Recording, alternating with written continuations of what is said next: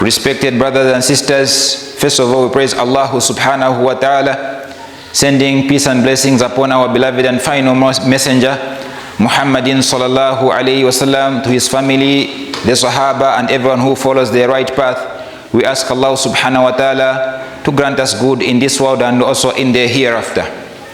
Inshallah, today's topic, we shall remind one another about loving one another. You know, loving one another is one of the great things as believers which we should always think about and also follow. This was from the teachings of the Prophet, of the Messenger sallallahu alaihi wasallam. Allah subhanahu wa ta'ala tells us in the Quran, innamal mu'minuna ikhwa. Indeed, the believers are nothing but brothers. So if the Almighty Allah subhanahu wa ta'ala is calling me and you as one, why do we divide ourselves? And another verse in the Quran, Allah subhanahu wa ta'ala says, Ya ayyuhan nasu inna khalaqnakum min dhakarin wa untha. Indeed, O mankind, we created you min dhakarin wa untha, from a single man and a woman. So from this we have to also to learn that we came from one. Why are we trying to divide ourselves with the worldly things? Why we forget that the one who created us is one, and also our parents are one. For this, we may be different races. It doesn't matter where you're coming from.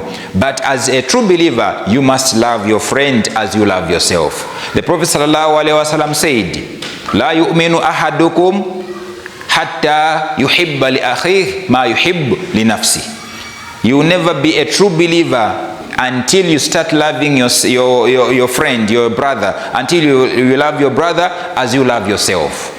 So if you are calling yourself as a true believer, ask yourself, are you in love with your fellow Muslims? But today you find that other people, they are going outside Islam to please other people, or I say to do some other transaction.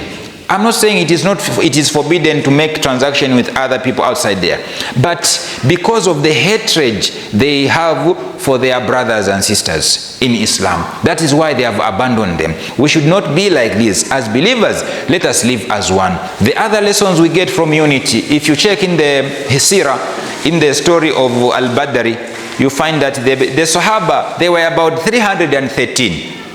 Then they were fighting against the people or the tyrants from Mecca, who were about 1,000.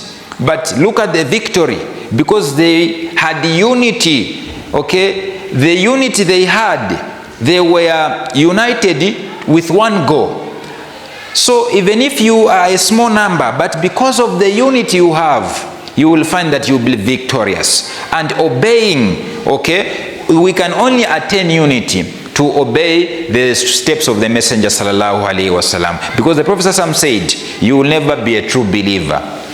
You can never be called a true believer except you start loving your brother as you love yourself. But see, what is happening today? When your brother is at a better point, you find that you are jealous of them. You are even sending some people to go against them. This is not the love we are talking about. The love we are talking about is that if your brother has got any difficulty, then even you feel the pain. Look at the Sahaba radiallahu anhum.